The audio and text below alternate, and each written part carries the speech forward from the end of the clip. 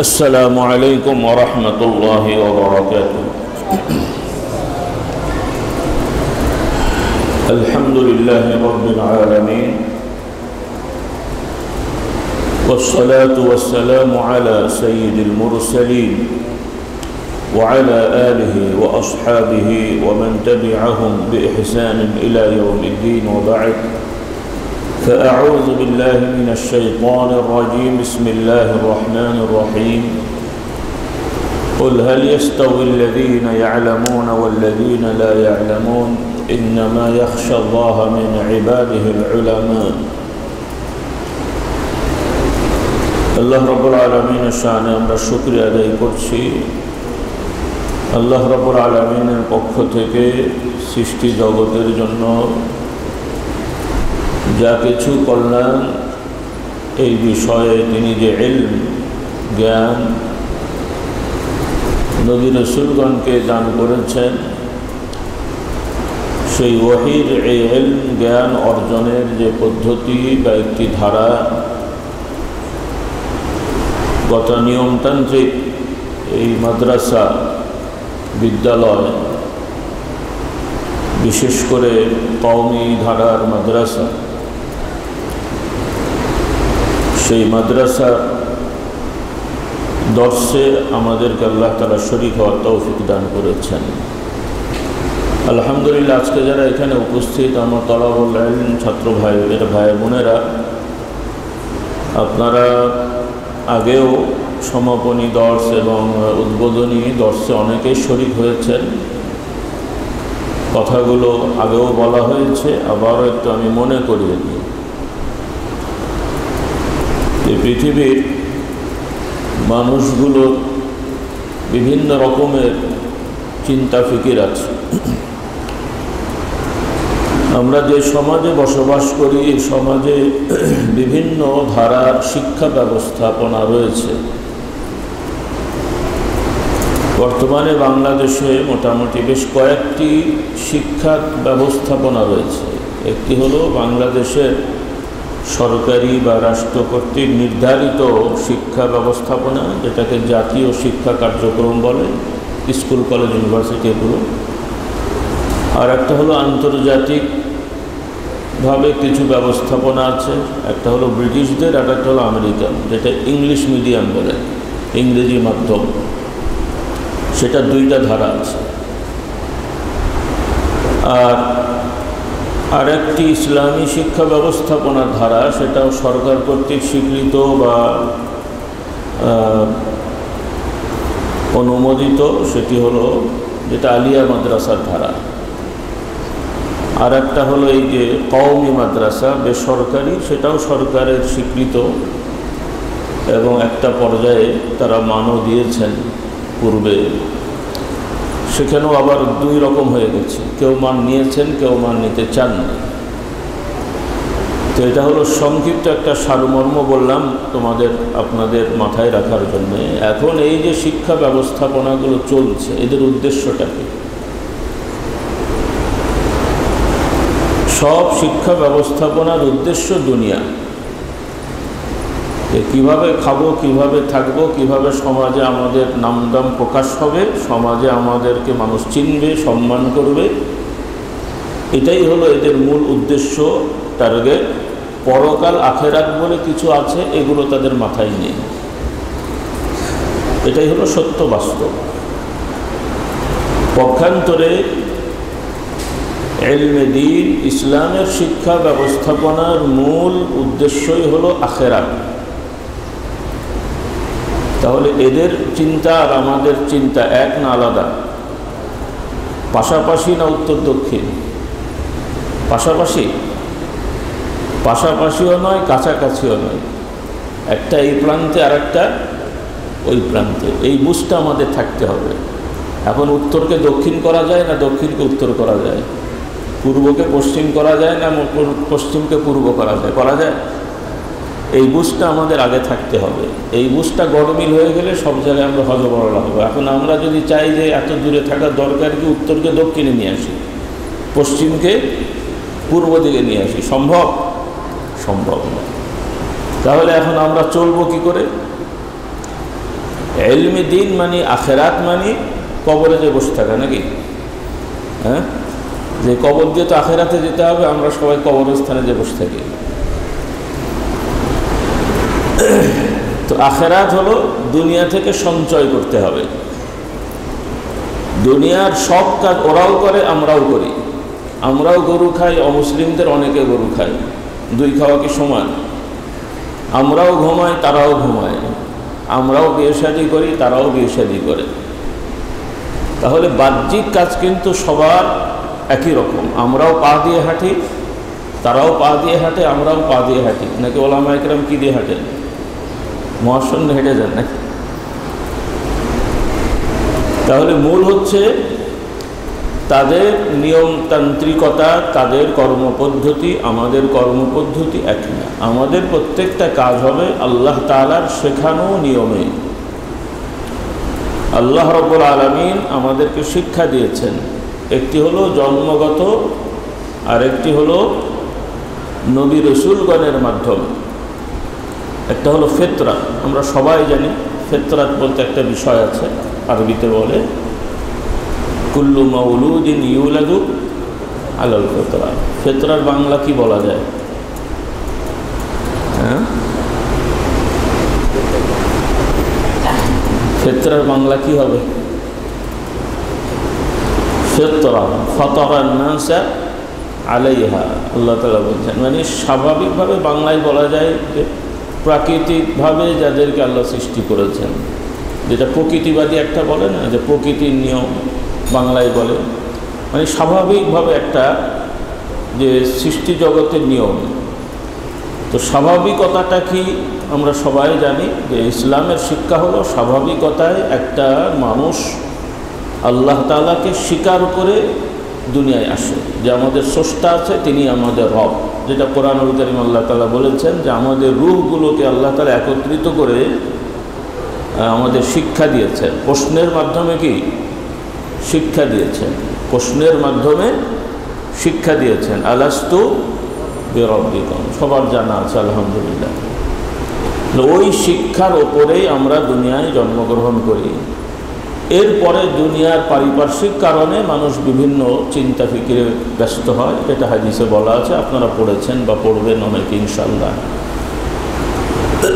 তো এখন বিষয় হলো, আরেকটি হলো নবী রসুলদের মাধ্যমে আল্লাহ তাআলা আমাদেরকে জ্ঞান দান করেছেন। নবী রসুলদের বৈশিষ্ট্য কি? যে তারা দুনিয়াবী নিয়মে, যেমন অনেক গবেষক, চিন্তাবিদ, চিকিৎসক, ডাক্তার, ইঞ্জিনিয়ার ইত্যাদি ইত্যাদি, কবি, সাহিত্যিক, এদেরকে আমরা সম্মান করি যে অনেক বড় জ্ঞানী। এদের সকলের জ্ঞান হচ্ছে পরিশ্রম করে অর্জিত। তারা একটা বিষয় নিয়ে পরিশ্রম করে, চিন্তা করে। জন্মগত আল্লাহ তাআলা এক একজনকে এক এক ধরনের যোগ্যতা দিয়েছেন, সেই অনুযায়ী তারা অগ্রসর হতে পারে।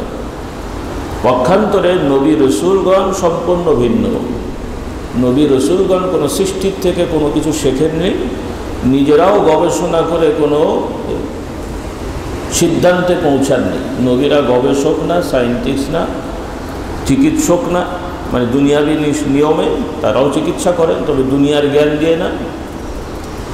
নবীদের বৈশিষ্ট্য হলো নবী। নবীদের বৈশিষ্ট্য কি? নবী মানে কি?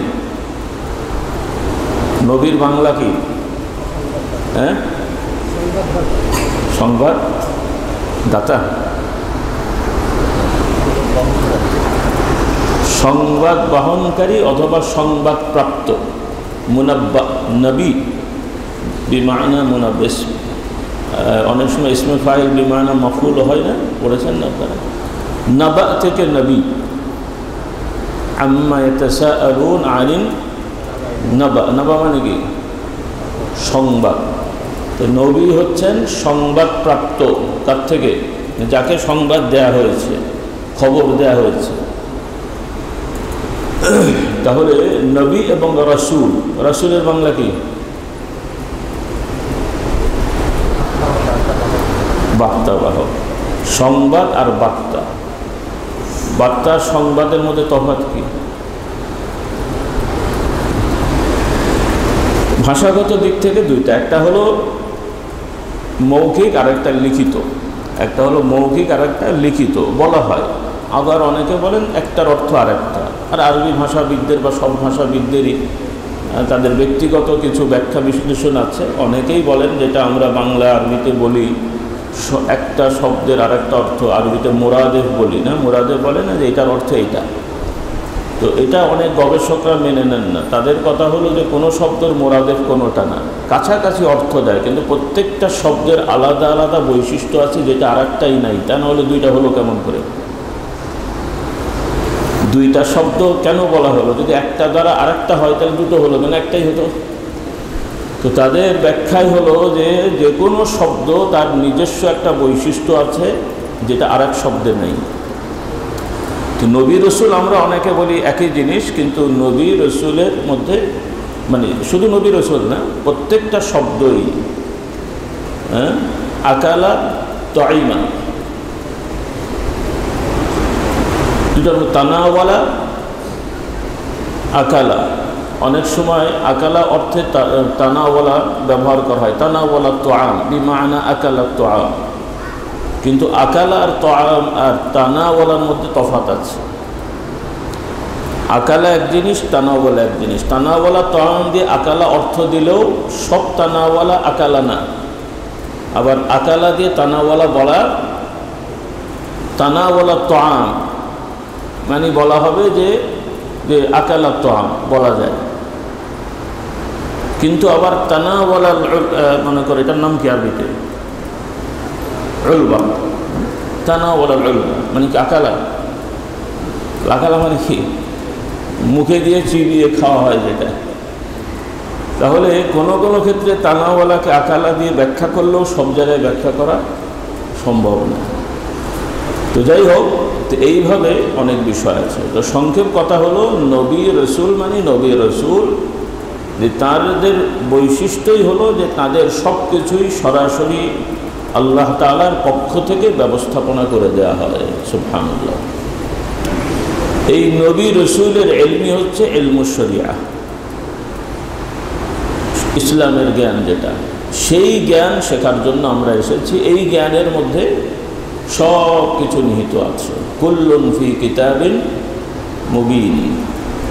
কোরআনুল কারীম সম্পর্কে আল্লাহ তাআলা বলছেন যে সব কিছু স্পষ্ট গ্রন্থের মধ্যে রয়েছে, সব কিছু রয়েছে। তো এই সব কিছুর ব্যাখ্যা কে করেছেন? রাসূলুল্লাহ সাল্লাল্লাহু আলাইহি ওয়াসাল্লাম। কারণ তার প্রতি আল্লাহ তাআলা কোরআন নাজিল করেছেন। এই কোরআনের সকল কিছু রাসূলুল্লাহ সাল্লাল্লাহু আলাইহি ওয়াসাল্লাম বাস্তবিকভাবে পৃথিবীর মানুষদের কাছে জানানোর ব্যবস্থা করে গেছেন। যেভাবে আমরা এই দিন পেয়েছি, যে আমরা এই দিন কোথা থেকে পেলাম? আমরা মদিনা শরীফে যে রাসূলুল্লাহ সাল্লাল্লাহু আলাইহি ওয়াসাল্লামের থেকে সরাসরি জ্ঞান অর্জন করতে পারি না। তবে একদল মানুষ পেরেছিলেন, তাদের নাম কি? সাহাবায়ে কেরাম। এই সাহাবাদের থেকে কারা পেয়েছেন? তাবেঈন, যাদের পারিভাষিকভাবে বলা হয়। এই যে পরস্পর পরস্পর এ পর্যন্ত, আমাদের পর্যন্ত এবং কিয়ামত পর্যন্ত এই ধারা থাকবে। এই ধারার ইলমই হচ্ছে প্রকৃত ইলম, এই ধারার জ্ঞানই হচ্ছে প্রকৃত জ্ঞান। কারণ এখন আপনারা শুনেছেন অনেক সময় এই বিভ্রান্ত কথা শুনে আমরাও রাগ করি, অনেক কথাবার্তা বলি, তবে এলোমেলো কথা বলে সুরা হবে না। বর্তমান পৃথিবীব্যাপী বিভিন্ন ধরনের সংগঠন দল আবিষ্কার হয়েছে বিভ্রান্ত। তাদের মধ্যে অনেকগুলোর মধ্যে একটি হলো যে আহলে কোরআন, নাম শুনেছেন আপনারা। তারা কি বলে? কোরআনই সব। আর সেই কোরআন তারা কোত্থেকে নেয়? এই যে ভাষাগত অনুবাদ করে ভাষায় যা ব্যাখ্যা করে তাই, কারো প্রতি মানে অন্য কারো ব্যাখ্যা তাদের দরকার হয় না। মানে এই যে আমাদের যেমন কোরআনের আয়াতের শব্দ অর্থের ব্যাখ্যা শুধু না, যে এই অর্থটা কি সাহাবারা নিয়েছেন কিনা, তাবেঈনরা নিয়েছেন কিনা, রাসূলুল্লাহর জামানায় এই শব্দের অর্থ কী ছিল। কারণ শব্দের অর্থ পরিবর্তনশীল, ভাষা পরিবর্তনশীল। 50-100 বছর পর পর কিছু কিছু শব্দের অর্থ চেঞ্জ হয়ে যায়। মানে 50 বছর আগে যেই অর্থ যারা ব্যবহার করতেন, দেখা গেছে পরে আরেক অর্থ ব্যবহার করা হয়। তো এখন কোরআন শরীফের অনেক শব্দের অর্থ বর্তমান আরবিতে অন্যভাবে, শব্দ একই কিন্তু আঞ্চলিকভাবে একভাবে ব্যবহার করা হয়, যেটা কোরআনের নাজিলের সময় ওইভাবে ব্যবহার করা হতো না। হ্যাঁ, যেমন আমরা তো আরব দেশে পড়েছি, বিভিন্ন দেশের আরব দেশেরই বিভিন্ন অঞ্চলের ওস্তাদরা আমাদের পড়াতেন।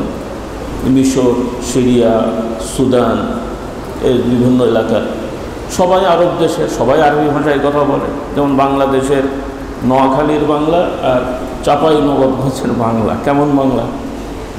হ্যাঁ, নোয়াখালীর লোক চাঁপাইনবাবগঞ্জে যে কথা বললে দোভাষী লাগবে, মুতারজম লাগবে তর্জমা করার জন্য। আর চাঁপাইনবাবগঞ্জের লোকের কথা একদম গ্রামের যারা, নোয়াখালীর লোককে বোঝাতে গেলে কি মুতারজম লাগবে, দুটোই কিন্তু আরবি। হ্যাঁ, তো আমাদের মিশরি এক ওস্তাদ সৌদি আরবে গ্রামে তার পোস্টিং হয়েছে, স্কুলে, সাধারণ স্কুলে আর কি। তো ওখানে তো সব জায়গায় কোরআন হাদিস পড়ানো হয়। এখন ক্লাসের মধ্যে বসে আছে, নতুন গেছে বেচারা এখন। তো পরে আবার উনি আবার ইউনিভার্সিটিতে পরে যোগ হয়েছেন, আগে স্কুলে গেছিলেন। তো আমাদের এই ভাষা শেখাতে যে বললেন যে দেখো কত রকমের শব্দের অর্থ হয়, আমি গ্রামে যে বিপদে পড়েছিলাম। তো কি সমস্যা? তো ক্লাসে বসেছেন, এক ছাত্র পেছন থেকে ক্লাসের মধ্যে হাত উঠিয়েছে, স্যার তো কথা আছে। কি হলো? বলছে ওতাইয়ের শরাব। কি বললো? মানে কি ওতাইয়েরও মানে কি? তারা ইয়াতিরও মানে কি উড়ে যাওয়া, আর তাইয়ারা তাইয়েরও উড়ানো। শরাব মানে কি? ওতাইয়ের শরাব মানে কি? কেমন করে পানি উড়াবে? ও বেচারা তো হাত করে আছে, মনে করেছে কি জানে। বসো, আবার কিছুক্ষণ পরে বলছে স্যার ওতাইয়ের শরাব। ও বেচারা তার বুঝে উঠতে পারছে। পরে একজনের সামনের দিকে ছিল, ও বুঝেছে যে স্যার বুঝছেন, কানে কানে যে বলছে, মানে ওদের আঞ্চলিক ভাষায়, স্যার ওস্তাদ ইউরিদান ইয়াবুল, কি পেশাব করতে যাবে। তো পেশাব করতে যাবে আঞ্চলিক ভাষা কি ওটাই শরাব। তো এখন কোনো ডিকশনারিতে খুঁজে পাবে ওটাই শরাব বলে পেশাব করতে যাবে। হ্যাঁ, তো যাই হোক, এখন কেউ যদি ডিকশনারি বলে ওতাইয়ের মানে উড়ানো, শরাব মানে হলো পানীয়, মানে কোন পানীয়?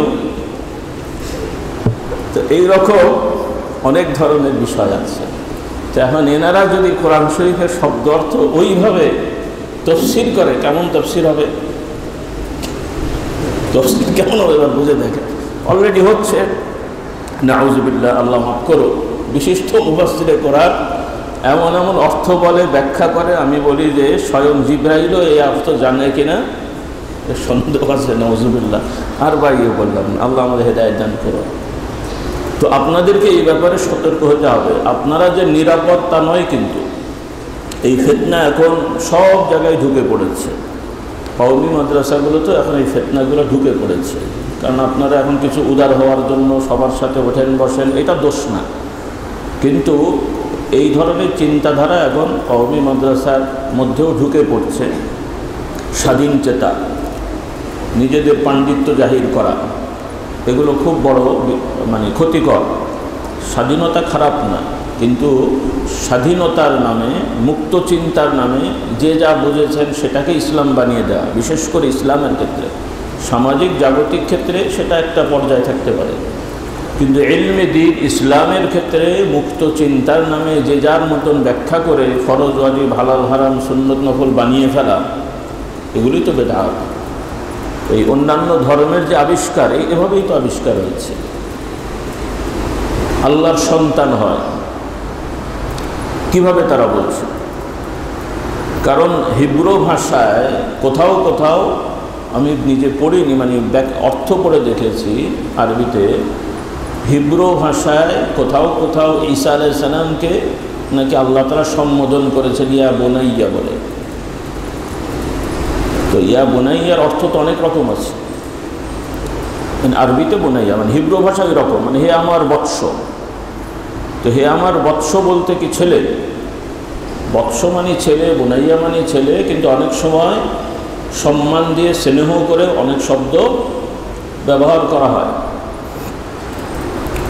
তো এই ধরনের কিছু শব্দকে তারা অপব্যাখ্যা করে এগুলো করেছে।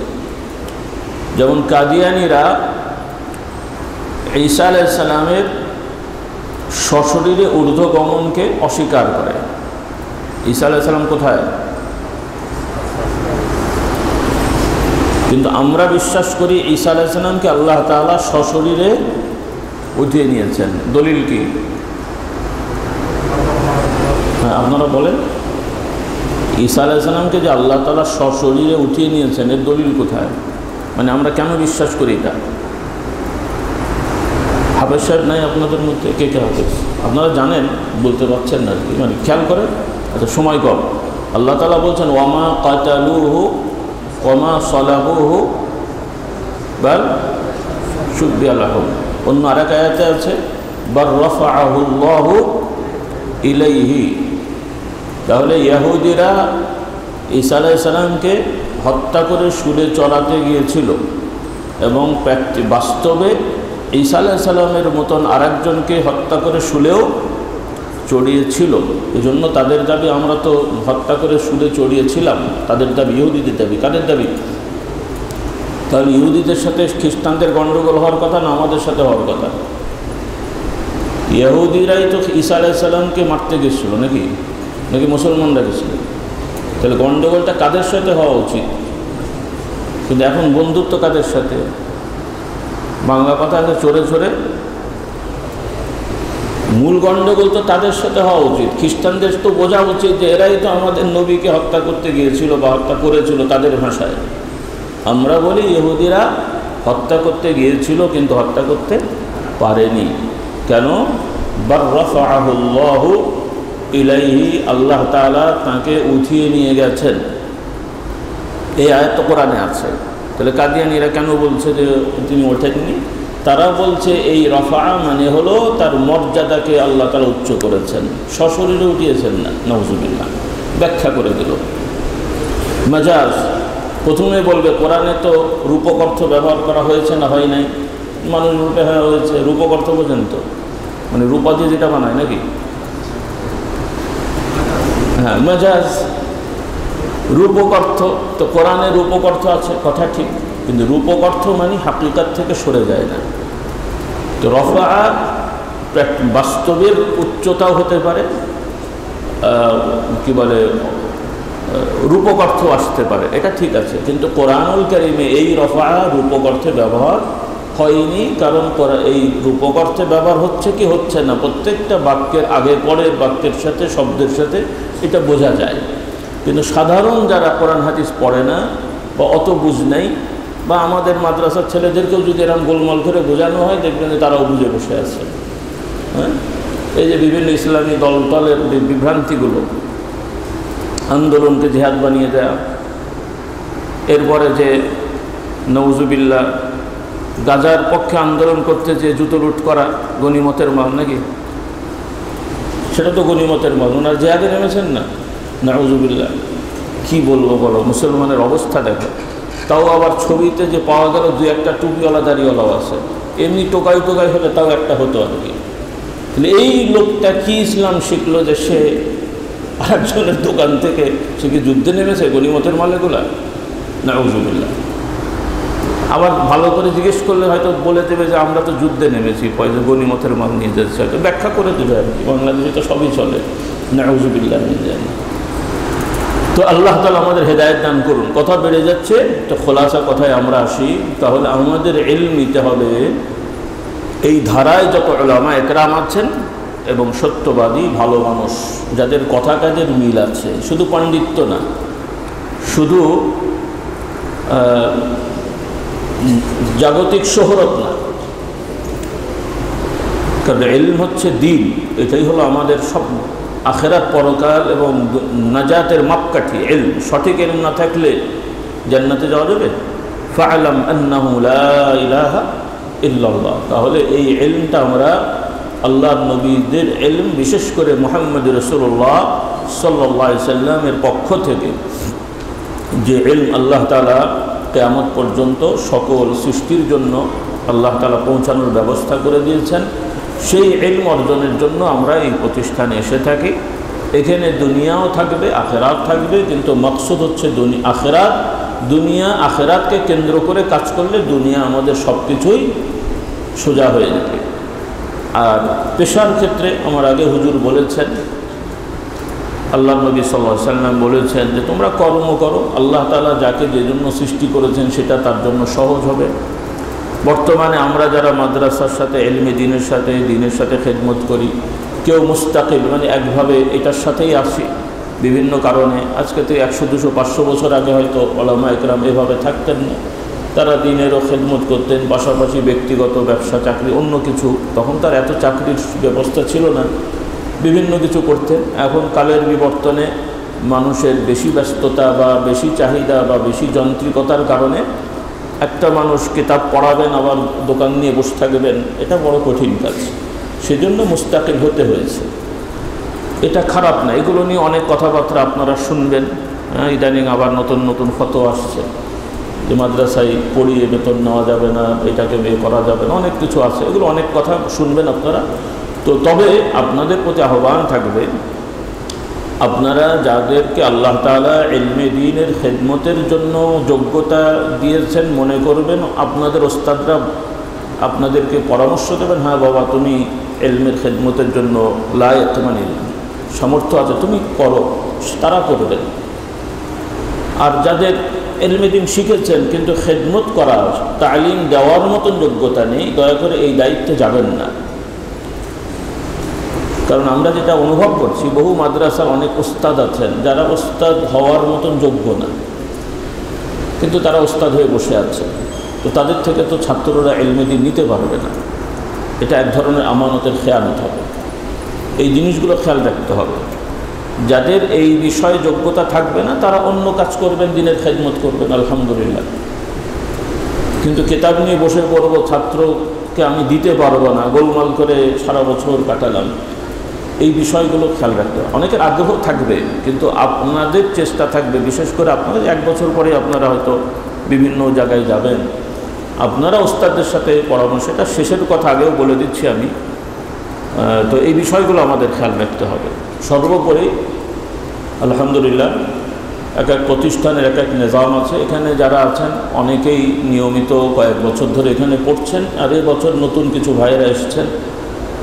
তো সবার প্রতি আহ্বান থাকবে যে আপনারা যে যেখানেই থাকেন, এখানে আছেন এবছর, কেউ আবার সামনে অন্য জায়গায় যাবেন বা নতুন আর এক জায়গা থেকে এসেছেন, সব জায়গারই কিছু নিয়মকানুন থাকে। এবং আমরা যে যেখানেই থাকি, যে প্রতিষ্ঠানে যাই, সেই প্রতিষ্ঠানের নিয়মকানুন মেনে চলা, এটাও আমাদের প্রতি ফরজ হয়ে যায়। এটা কোরআন হাদিস দ্বারা আলাদাভাবে স্বীকৃত ফরজ না, কিন্তু নীতিতে ফরজ। কারণ এক জায়গায় আমরা ওয়াদা করলে সেই ওয়াদা রক্ষা করা কি? আমি আপনি সকাল 10টায় অমুক জায়গায় যে দাঁড়িয়ে থাকবো, এটা হয়তো কোরআনে নাজিল হয়নি, সহিহ হাদিসেও আসে নাই, তার মানে কি ফরজ ওয়াজিব হবে না? আপনার সাথে আমার ওয়াদা হলো সকাল 10টায় অমুক জায়গায় আমরা একত্রিত হব, ঠিক আছে ভাই, ঠিক আছে। এখন ওই জায়গায় যাওয়াটা কি নফল না ওয়াজিব? যাই নাই, আপনি বলেন ভাই আপনি ওয়াদা করলেন, রক্ষা করা ফরজ ছিল, বলে কোরআনেও নাই, হাদিসেও নাই, ঠিক আছে নাকি? কোরআনে কি বলা হবে অমুক অমুক অমুক তারিখে 10 তারিখে যে তোমরা অমুক জায়গায় দাঁড়িয়ে থাকবে? কি কোরআন নাজিল হতে হবে না? তাহলে কানুন আল মুসলিমুন আলা শুরুতিহিম, হাদিস পড়েছেন না, উসুল। ওয়াদা করা যার সাথে যেটা শর্ত হবে, কোরআন সুন্নাহর সাথে সাংঘর্ষিক না হলে এই শর্তগুলো মেনে চলা কি হবে? ওয়াজিব হবে। আতিউল্লাহ ওয়া আতিউর রাসূল ওয়া উলিল আমরি মিনকুম, এগুলো মুখস্থ কথা, আপনাদের জানা কথা, কিন্তু আমরা প্র্যাকটিক্যাল দেখি অনেক ছাত্র ভাইয়েরা মানতে চান না। তখন বলেন যে এইগুলো কোরআন হাদিস নাকি? অনেক সময় তর্ক হয় ছেলেদের মধ্যে। কোরআন হাদিসের সাথে সাংঘর্ষিক নয় এরকম যত কানুন থাকবে মাদ্রাসার, প্রতিষ্ঠানের, যদি এটা জুলুম হয় সেটাও কোরআন হাদিসের খেলাফ। যেই কানুনগুলো জুলুম না, যেই কানুনগুলো সাংঘর্ষিক না, ক্ষতিকারক না, বরং আপনাদের কল্যাণে বা আপনাদের সুবিধার্থে করা হয়েছে, এমন সকল কানুন আপনারা মানবেন। ভাইয়েরা এবং বোনেরা, মহিলাদের কি দেওয়া হয়েছে নাকি? হ্যাঁ, মা বোনদের আমি বলতে চাই, আমার বোনেরা যারা আছো, মেয়েরা, তোমরাও ইলমে দ্বীন শিখবে। আর শেখাটা বড়, শেখাটা তো আমাদের দরকার, কিন্তু শেখার সাথে বড় আমাদের উদ্দেশ্য হলো পালন করা। আমাদের কিছু শিথিলতা ইদানিং আমরা দেখতে পাচ্ছি। আলহামদুলিল্লাহ, আপনারা যে সুযোগ সুবিধা পান ইলমে দ্বীন শেখা এবং পালনের জন্য, যেটা বাইরে থাকে পারা যায় না। এজন্য আমাদের একটা সমস্যা, আমরা অনেক সময় নফল সুন্নতকে গুরুত্ব কম দিচ্ছি। এটা আমাদের একটু ভেবে দেখা উচিত। আমাদের মুহতারাম আসাদে একরাম আছেন, নিঃসন্দেহে ইলমে দ্বীন শিখতে হবে, পড়াশোনা করতে হবে। এর পাশাপাশি ব্যবহারিক যে সুন্নত নফলগুলো আছে, সুন্নত নফলকে আমরা ফরজ বানাবো না, ওয়াজিব বানাবো না, এতেকাদও না, প্র্যাকটিক্যালও না, কিন্তু আমাদের এই আগ্রহ থাকা উচিত, উৎসাহ দেওয়া উচিত। কারণ আমরা আসাতেজা একরামরাই যদি ছাত্রদেরকে অনুৎসাহিত করি যে তোমরা বাবা তলা বললেন, তোমাদের এখন অত নামাজের দরকার নেই, অত রোজার দরকার নেই, এটা আমাদের উচিত না।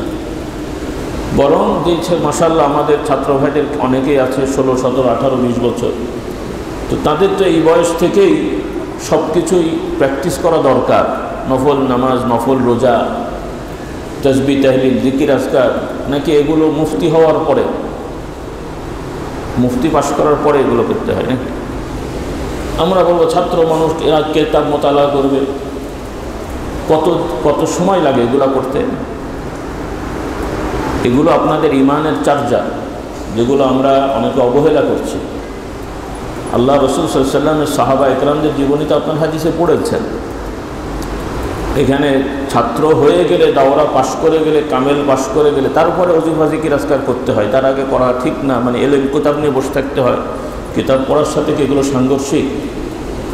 এই বিষয়গুলো আমাদের খেয়াল রাখতে হবে। এই জন্য আসাতেজা একরামরা আমরা উৎসাহিত করব ছাত্রদের, তবে হ্যাঁ, তাদের দিকটা দেখতে হবে। কিছু কিছু ছাত্র অনেক সময় বেশি করতে চাইবে, যেটা তার জন্য পড়ার ক্ষেত্রে এফেক্ট হবে, সেটা না।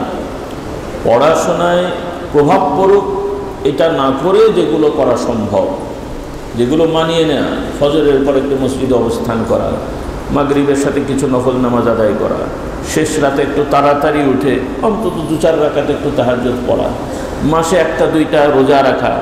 হ্যাঁ, শুক্রবারে তো আমাদের ছুটি, শুক্রবারে ক্লাস নাই, তো বৃহস্পতিবারে রোজা রাখলে কি ক্লাসের সমস্যা হয়?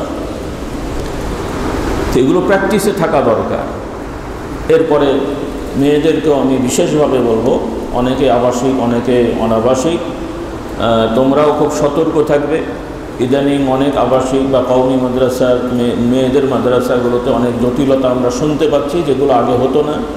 এজন্য তোমরা খুব সচেতন হবে, এবং মেয়েদের যারা আসাতেজা একরাম আছেন আপনারাও খুব সচেতন হবেন। শুধুমাত্র গতানুগতিক বই পড়া, কিতাব পড়া, ভালো রেজাল্ট করা, এগুলো যেন আমাদের মধ্যে না থাকে। আমরা কিতাবাদি পড়বো, ভালো রেজাল্ট করব, টার্গেট থাকবে, এগুলো দোষ না। কিন্তু সবার টার্গেট থাকবে যে আমার মধ্যে আচরণে পরিবর্তন হচ্ছে কিনা। এই যে আমি মাদ্রাসায় ঢুকলাম, আগে পড়ি নাই, এখন আগের থেকে আমার মাদ্রাসায় ভর্তি হওয়ার পরে পরিবর্তন আসছে কিনা, নামাজে, রোজায়, পর্দা পুশিদায়, পাক পবিত্রতায়, কথাবার্তায়, আচার আচরণে, এগুলো যদি প্র্যাকটিক্যালি আমাদের পরিবর্তন না হয়, শুধু মুখরোচক হাদিস মুখস্থ করলাম, কোরআন মুখস্থ করলাম আর বিড় করে বলে গেলাম। কালকেই আমি এক নাটোরে বড় মাদ্রাসার পাশে মাহফিল করলাম, মাদ্রাসায় বসছিলাম, তো মাদ্রাসার এক ওস্তাদ তার জামায়ের ব্যাপারে আমাকে বললেন, হাফেজ, দাওরা পাস, মুফতি, বউকে ধরে পিটাই, বৈধ? সে আফসোস করছে। আবার স্ত্রীও, সেও মাশাআল্লাহ হাফেজা, দাওরা পাস। এই হলো তাদের পরিবারের অবস্থা। তো সে এখন পীর সাহেব মনে করে হয়তো কি, সেও আলেম মানুষ, কিন্তু আবেগে এসে বলছে হুজুর এটা কি জাদু? আমি বললাম যে ভাই আপনি তো আলেম মানুষ, এইভাবে কি জাদু না জাদু বোঝা যায়, যে কি গাইবি খবর? তো মানে জাদুর কারণে এটা হচ্ছে কিনা, পারিবারিক অশান্তিগুলো, মানে তার প্রশ্ন আর কি। যাই হোক, তাকে যেটা বুঝতে আর বুঝলাম। তাহলে একজন হাফেজ, দাওরা পাস, আবার ইফতা, তাহলে সে এত কিছুর পরে তার এই চরিত্র হয় কীভাবে? মানুষ ফেরেশতা হয় সবাই, আমি তা বলছি না, 2-4টে হয়, কিন্তু এগুলো কি আশা করা যায়? আল্লাহ আমাদেরকে হেদায়েত দান করুন। তো এইরকম অনেক, আবার মেয়েরাও, আমার কাছে তথ্য এসছে, কোনো এক বালিকা মাদ্রাসার মেয়ে ব্যাগে করে সিগারেট নিয়ে গেছে, ধরা পড়েছে। কি নিয়ে গেছে? তোমরা না, কিন্তু তোমাদের আলেমা বোনেরা মাদ্রাসায় সিগারেট নিয়ে গেছে। কি বিপদ বলেন দেখি। বোরকা পরা, হাত মোজা, পা মোজা সব ঠিক আছে, কিন্তু ব্যাগে কি? বিশিষ্ট আলেমা নাকি? আল্লাহ আমাদের হেদায়েত দান করুন। আরও অন্যান্য বিষয় যেগুলো আমাদের কানে আসছে খুবই ভয়ঙ্কর। কাজে আমাদের মেয়েরা শুধু ইসলাম মানে হাতে মোজা, পায়ে মোজা, মাথা ঢাকা, কোরআনে যে কোথাও মোজার কথা বলা হয়নি, কিন্তু শালীনতা অশ্লীলতা থেকে বাঁচার কথা বারবার বলা হয়েছে। তো শালীনতা অশ্লীলতা থেকে বিরত না থাকতে পারলে হাতে মোজা পায়ে মোজা দিতে হবে। ওগুলো তো লাগবে, আমি বলছি না ওগুলো লাগবে না, সেটা না, বোরখা তো লাগবেই। কিন্তু বাইরে বোরখা পরে ঘুরে বেড়ালাম আর ভেতরে অন্যায় অপরাধ গীবত গিল্লা অন্যান্য খারাপ কাজে অভ্যাস হয়ে গেলাম, তো এটা কি তাকওয়া হলো নাকি? এই জন্য মেয়েদেরকে সাবধান করে দিই, শুধু মাদ্রাসায় পড়ে বোরখা টোরখা পড়লেই মনে করা যাবে না যে আমি বড় মুত্তাকি হয়ে গেলাম। বোরখা লাগবে, সবই লাগবে, পর্দা লাগবে, এর সাথে সাথে চরিত্র, কথাবার্তা, চালচলন, মিথ্যাচার থেকে বিরত থাকা, গীবত গিল্লা, গল্প গুজব, কথা লাগানি, এর কথা তাকে লাগানো, ছাত্রীর কথা মাস্টারের কাছে, শিক্ষিকার কাছে, শিক্ষিকার কথা ছাত্রীর কাছে, অভিভাবককে এই যে গণ্ডগোল লাগানো, এগুলো ইদানিং অনেক মেয়েদের মাদ্রাসায় বেশি হচ্ছে। যে তারা এক জায়গায় থাকে, আপনারা একটু ঘোরাফেরা করেন, তাও আছে আপনাদের মধ্যে, আল্লাহ মাফ করুন। এগুলো খুব বড় অন্যায়, এগুলো থেকে আমরা বেঁচে থাকবো। যাই হোক, আরও পরে কথা হবে ইনশাআল্লাহ। তো আজকে সংক্ষেপে একটু সূচনায় কিছু কথা বলে দিলাম। আল্লাহ তাআলা আপনাদের কবুল করুন। তো যারা ভর্তি হয়েছেন আশা করি খালি হবেন না। কি হবেন না? সুবিধা অসুবিধা হলে ওস্তাদের সাথে কথা বলবেন। হুট করে মাথা গরম করে চলে যাবেন, আবার 3 দিন পরে আসবেন, অথবা আরেক জায়গায় গিয়ে ঝামেলায় পড়বেন, এগুলো করেন। আমাদের ইদানিং অনেক বেশি মাদ্রাসা হওয়ার কারণে ছাত্রদের মধ্যে অনেক সময় এগুলো মনে হয় যে ওখানে মনে হয় ভালো হবে, ওখানে মনে হয় ভালো হবে। তো আসলে আপনাদের সব জায়গায় আলহামদুলিল্লাহ আমাদের আসাতিজা একরামরাও অনেক যোগ্য, সবাই যোগ্য। তো সুবিধা অসুবিধা হলে আপনারা উস্তাদের সাথে কথা বলবেন যে ওজন আমাদের এই অসুবিধা। কারণ আমাদের যেটা তথ্য আছে সব মাদ্রাসায় এটা হয়, ভর্তির সময় অনেকেই ভর্তি হওয়ার পরে 6 মাস 3 মাস 1 মাস পরে হুট করে চলে যান। এতে প্রতিষ্ঠানেরও অসুবিধা হয়, আপনাদেরও ক্ষতি হয়, ভালো হয় তা নয়। তো আপনাদের আহ্বান থাকবে যে আপনারা সুবিধা অসুবিধাগুলো পর্যালোচনা করবেন, আলোচনা করবেন, হুট করে চলে যাওয়ার মন মানসিকতা রাখবেন না। আর যদি আলহামদুলিল্লাহ আপনারা সন্তুষ্ট হন পড়ে থেকে অবস্থানে, তাহলে অন্যদেরকে দাওয়াত দেবেন ইনশাআল্লাহ। যদি মনে হয় যে না আমরা ভালো আছি, আপনার আরেক ভাই অন্য জায়গায় অত ভালো করতে পারছে না, যোগ্যতা নেই, তাকে দাওয়াত দেবেন পরের ক্লাসে ইনশাআল্লাহ। এভাবে আপনারা থাকবেন, কর্মসূচি হবে, কাজকর্ম হবে। যাই হোক, আজকে আমরা কথা না বাড়াই। দোয়ার অনেকগুলো নিয়ম আছে, আমরা সবাই জানি। মজলিসের দোয়া অনেক রকম আছে, তার মধ্যে একটি হলো রাসূলুল্লাহ সাল্লাল্লাহু আলাইহি ওয়াসাল্লাম শিখিয়েছেন যে তাসবিহ পড়া। আজকে আমরা এই তাসবিহতে দোয়া শেষ করছি। আল্লাহুম্মা সাল্লি আলা সাইয়্যিদিনা মাওলানা মুহাম্মদ ওয়া আলা আলিহি ওয়া আসহাবিহি ওয়া বারিক ওয়া সাল্লিম। সুবহানাকা আল্লাহুম্মা ওয়া বিহামদিকা আশহাদু আল লা ইলাহা ইল্লা আনতা আস্তাগফিরুকা ওয়া আতুবু ইলাইক। আসসালামু আলাইকুম ওয়া রাহমাতুল্লাহি ওয়া বারাকাতুহু।